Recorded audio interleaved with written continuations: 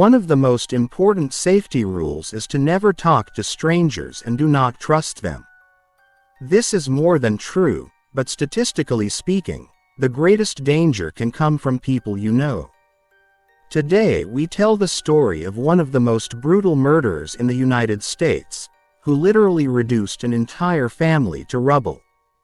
Amanda Louise Pruitt Doss was born in 1976 in Muskogee, Oklahoma, USA. It is a small town typical for this region. It is quiet and not characterized by any special attractions. The crime rate here is minimal, and the majority of the population consists of married couples with children. However, Amanda Doss did not like this area, and so she moved to another place at a young age. She settled in Redwater, Texas. Here, she found herself in a suburb with about 800 inhabitants. During this time, Amanda tried to build a relationship with the man she married. From this marriage, Amanda's first child was born, a girl named Genevieve, born in August 1999. The family called the girl General, and she was a wonderful child with a calm character. Jen grew up a little and became an activist and a Girl Scout when she attended Redwater High School. She was considered caring and responsible, which was evident in everything she did. Jen was completely selfless and once donated all the money and toys she received for Christmas to a children's home. That was when she was 9 years old, and it happened again on her next birthday. 4 years after the birth of her first child, Amanda had a second child, a boy named Texas, born in May 2003. The child was very similar to his sister, also loving to help others, and he became a scout as soon as he attended Redwater High School. The children were very close and friendly to each other. For all the neighbors, Amanda's family was the model of an American couple with children. Unfortunately, the couple divorced a few years before the events described, and the children now lived with their mother. She tried to provide them with an education and everything they needed for life. Working hard. During these moments, the woman was supported by a nanny, 16-year-old Rachel, who got along well with the children. Despite the apparent idyll, a grim fate was looming for these lovely people. May 11, 2011, was an ordinary day for the family. At this point, the 34-year-old woman was divorced and lived with her children in a cozy house in a quiet suburb. It was expected that they would have dinner and watch TV before going to bed that evening. Everything went as usual in complete silence. After spending time together, the children went to their beds. But at 3 a.m., their peace was disturbed. At this time, Amanda's parents received a frightening call from their granddaughter General. They later recalled the call with tears in their eyes. It was hard to understand anything. The child was screaming unintelligibly into the receiver with a lot of noise in the background, then calls, screams, and then the connection was cut off. Amanda and the children could not be reached, so the concerned grandparents got into the car and drove to their daughter's house to find out what was happening. They were very worried. However, they arrived too late, as the fire that had engulfed the house was visible several streets away. They knew their daughter and grandchildren could be in the house, so they left the car in the driveway, jumped out, and immediately ran into the burning building. They managed to find Jen, who was unconscious on the living room floor. They dragged the girl outside, nearly burning themselves in the fire, but General showed no signs of life. The elderly couple could do nothing more, as they were severely traumatized and burned. They called for help. The grandparents were beside themselves with worry about their daughter and grandchildren's fate. When firefighters and rescue workers arrived, medics provided first aid to the elderly couple. They were then taken to the hospital due to the severity of their burns, but General could not be helped anymore. Doctors confirmed her death. Firefighters fought the blaze in the building for several hours. It was only at dawn that they managed to extinguish the flames that had destroyed much of the house. To make matters worse, evidence also burned in the fire. It was necessary to determine what caused the fire and what had happened in the house that night. Once the last embers were extinguished, firefighters examined the scene of the fire. Initially, it was assumed that the fire was caused by a faulty electrical system. However, later the bodies of the remaining family members were discovered, and the condition of the bodies suggested something much worse. The 34-year-old Amanda, 11-year-old General, and 8-year-old Texas had been brutally stabbed. They had been killed before the fire, as confirmed by the medical examiner, who found no soot in their airways. Reinforcements were called to the scene, and investigators began to investigate the murder case. They also examined the charred house and the victims' bodies. According to all findings, the fire's starting point was Amanda's body, and the intruder had likely used some flammable substance to ignite the flames. Probably, he had also sprayed the furniture, walls, and floor, explaining why it took so long to extinguish the fire. Forensic scientists combed every inch of the ashes for clues. It was immediately clear that electrical appliances had nothing to do with it and that the fire had been deliberately set, likely to hide evidence at the scene of the triple murder.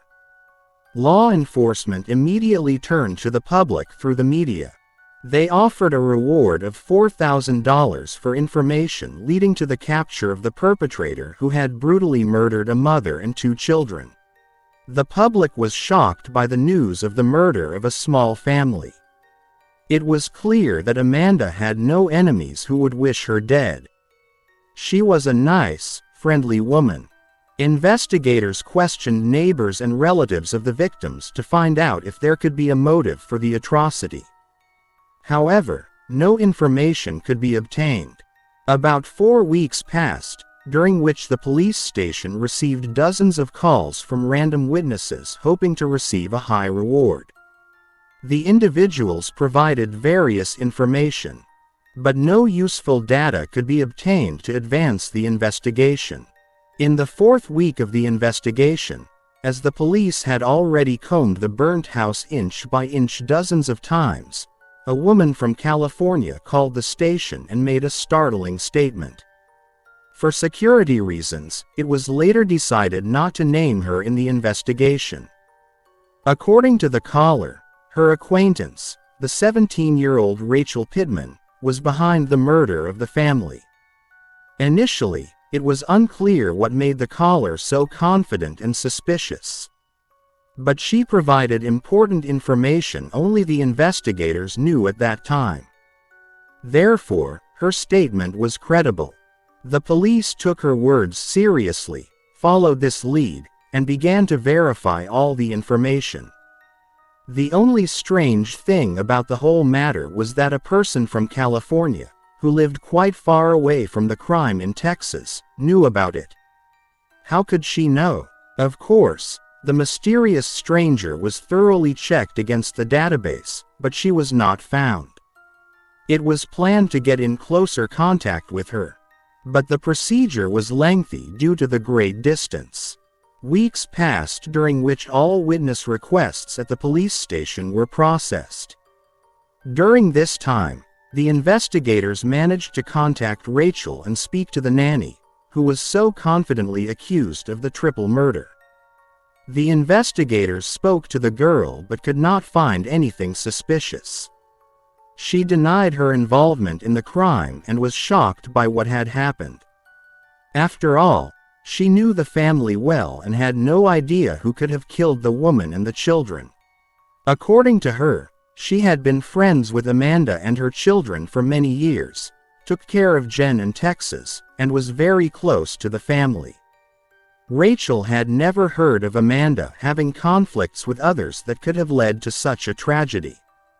Amanda was quiet and friendly, and her children were real role models. Eventually, The investigators believed that Rachel, due to her young age and cuteness, did not look at all like a suspect in the triple murder. She was genuinely concerned about the tragedy and cooperated with the investigation. Her involvement was considered unlikely, and the search for suspects among other friends and acquaintances of the victims continued. This work took about 3 months but did not bring any progress. At this point, the reward for information leading to the perpetrator's capture was increased by a foundation by another $100,000, but that was not even the turning point. Probably, the perpetrator was simply tormented by his conscience, prompting him to make a shocking confession. About 3 months after the brutal massacre of a single mother and her 2 children, a woman contacted the police station. She was inconsolable and could barely hold back her tears. According to her, her daughter had confessed to the triple murder just a few minutes earlier. The same 17-year-old Nanny, Rachel, regularly visited her mother, and during one of the recent visits, it was not a casual chat on the sofa. The girl was tormented by the burden of responsibility and could no longer bear the cruel truth about the night when the house caught fire. This truth was worse than all the investigators' assumptions. Rachel confessed to her mother that she was the one who attacked the family that night and then set the house on fire to destroy the evidence. Rachel's mother was shocked. She had not expected such atrocities from her daughter. Although the motherly instinct always drives one to protect their own child, it did not work in this situation. The details of the crime that the 17-year-old girl confessed to were too gruesome, so her mother decided to report her to the police. This confession secured Rachel's mother a reward of $140,000, but she refused it. She did not act out of selfish motives but simply wanted to do the right thing and punish the perpetrator. Even though it was her daughter. The investigators, who had heard Rachel's name before and had been in contact with her, immediately set out to arrest the perpetrator. As it turned out, this gruesome story was much stranger than it first appeared. During her arrest, the suspect told everything that happened that fateful night in detail. According to the nanny, a friend called her that evening, and they had an inconspicuous conversation. Still, in the end, this woman said she had to kill Amanda. Without going into detail, she spoke as if the matter was urgent and important and ordered the nanny to do it. It seemed that this crime had been planned for a long time, and Rachel was to be the executor of the murder. The nanny had to agree. However, the criminal wanted to wait until the single mother's children were not at home to avoid killing them, but her friend was relentless and demanded that she act immediately. So, Rachel decided to act now, even though the children were at home. The night fire was also no coincidence. The girl knew that killing people would inevitably leave traces that would allow the police to find her. So, she set the fire to destroy all the evidence. It was all planned in advance. On the way to her friend's house, Rachel bought a bottle of lemonade. The girl emptied it and filled it with gasoline at the nearest gas station. After murdering the children and their mother, she poured the flammable liquid over all the bodies and set them on fire. The confession alone, however, was not enough to ensure that the perpetrator would be punished in court. Without direct evidence, the case seemed to be at a dead end. But the nanny made a mistake. During the triple murder, she cut herself with her knife. Naturally, the nanny set the house on fire, destroying all the evidence inside. But as Rachel fled, she jumped over the fence, leaving a bloody stain from her hand, which she tried to wipe off but failed. This material was later collected and analyzed in the lab, proving with 100% certainty that the blood on the fence came from Rachel. The young criminal had a good chance of escaping justice. She managed to kill 3 people without being caught on cameras and had entirely escaped the eyes of witnesses. When Rachel returned home after the murder, she took off all her clothes and burned them along with her shoes.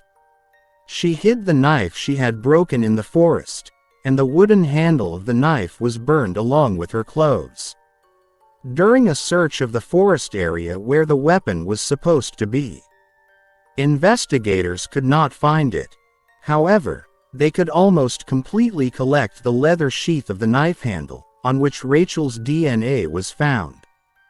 Despite all this valuable information on which the prosecution's tactics were based, the prosecutor believed that more was behind the crime. The scale of the preparation and the knowledge of eliminating traces indicated a carefully planned murder. It was by no means the impulsive act of a teenager who was persuaded and lured into a crime. Some believed that at least one other accomplice was involved in the crime, who remained unknown throughout the entire process. According to these people, it was the mysterious stranger who first gave Rachel a clue. Investigators met with this mysterious stranger and questioned him.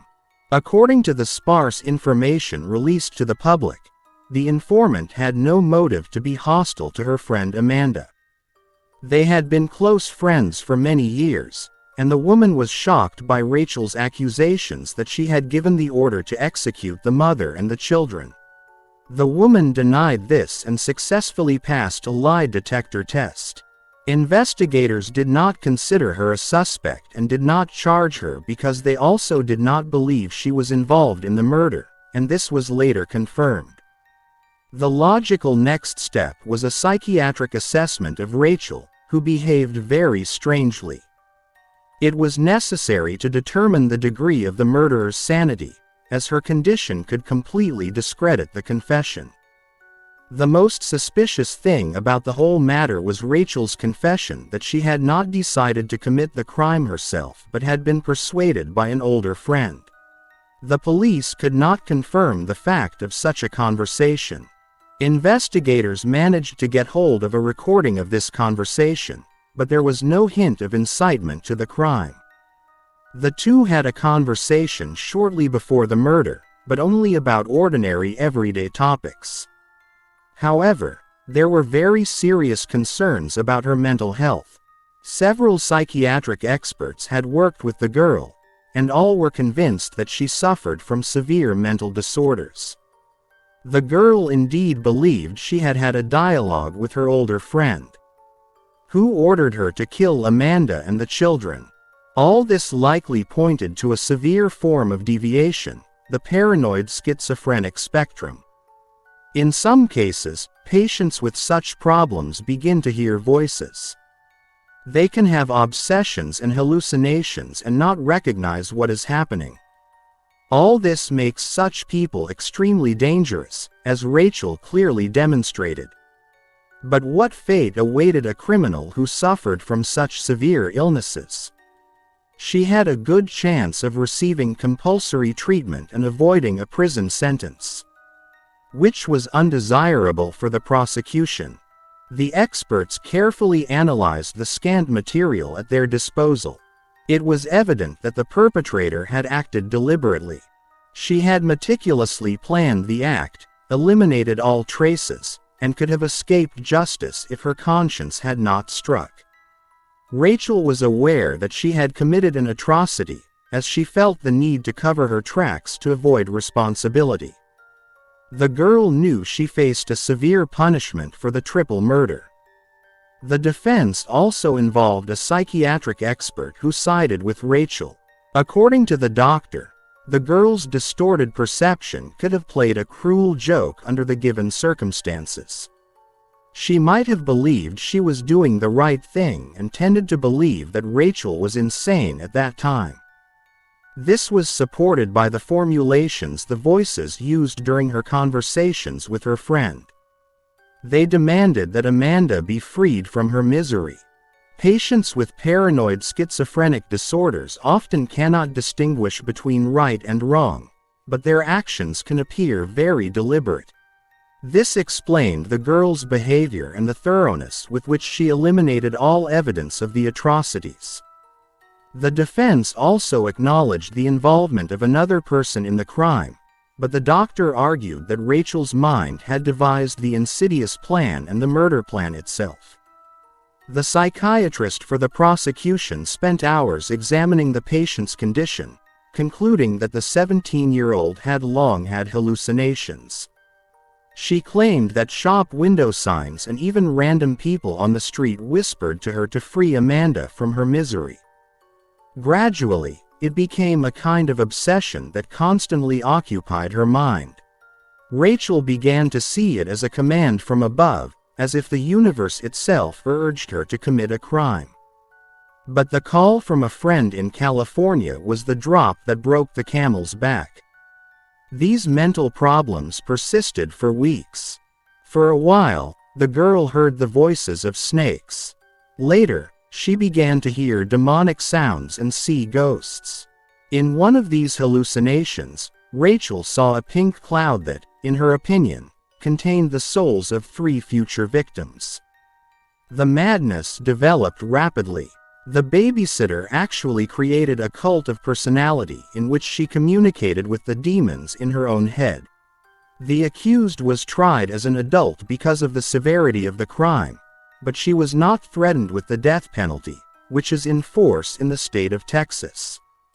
In 2013, during the trial, Rachel agreed to a deal with the prosecution to have her sentence commuted.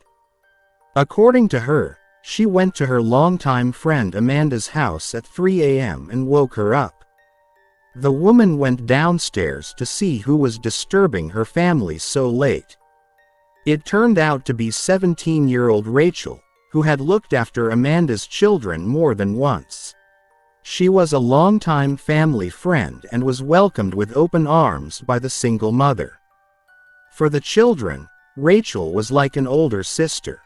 This person was the last one from whom they expected evil. However, this time Rachel did not come to them with good intentions. Despite the late hour, the single mother invited her acquaintance into the house.